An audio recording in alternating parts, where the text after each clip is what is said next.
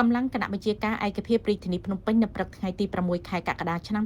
2026នេះបានបន្តប្រតិបត្តិការជាប់បង្ក្រាបបទល្មើស online scam នៅចំណុចផ្ទះ C16 ផ្លូវ BL02 បូរីប៊ុនឌីចំការដូងភូមិសម្បួរសង្កាត់ដង្កោខណ្ឌដង្កោឃាត់ជនបរទេស8នាក់មានគោលដៅឆបោកទៅច្រើនប្រទេសប្រតិបត្តិការបង្ក្រាបនេះធ្វើឡើងក្រោមការដឹកនាំបញ្ជាផ្ទាល់ដោយឯកឧត្តមខួងស្រេងអភិបាលរាជធានីភ្នំពេញនិងលោកឧត្តមស្នេហ៍ឯកជួននរិនអគ្គស្នងការរងនគរបាលជាតិនិងជាស្នងការនគរបាលរាជធានីភ្នំពេញអនុវត្តការចុះប្រតិបត្តិការផ្ទាល់ដោយលោកឧត្តមស្នេហ៍តូប៊ុនសុសិក្ខាស្នងការរងទទួលផែនការងារនគរបាលសន្តិសុខនិងមានការសម្របសម្រួលនីតិវិធីច្បាប់ពីលោកសេងហៀងព្រះរាជអាជ្ញារងនៃអัยការអមសាលាដំបងរាជធានីភ្នំពេញផងដែរជាលទ្ធផលនៃការចុះបង្ក្រាបកម្លាំងសមត្ថកិច្ចបានឃាត់ខ្លួនមនុស្សសរុបចំនួន8នាក់ស្រី1នាក់ក្នុងនោះរួមមានជនជាតិបង់ក្លាដេសចំនួន7នាក់ប្រុសនិងជនជាតិមីយ៉ាន់ម៉ាចំនួន1នាក់ស្រី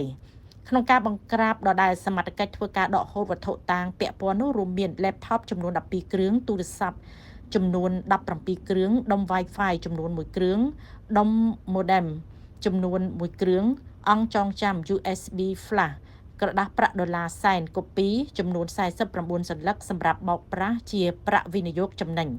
ផ្អែកតាមការធ្វើកសលវិច័យរបស់ក្រមសមត្ថកិច្ចជំនាញក្រមឧក្រិដ្ឋជនបានប្រើប្រាស់ប្រទេសកម្ពុជាជាជំរកហើយប្រព្រឹត្តបទល្មើសឆបោកតាមប្រព័ន្ធបច្ចេកវិទ្យា online scam ក្រោមរូបភាពអូសទាញលួងលោមស្នេហាហើយបន្តបោកប្រាស់ដាក់ប្រាក់ចូលរួមវិនិយោគคล้าย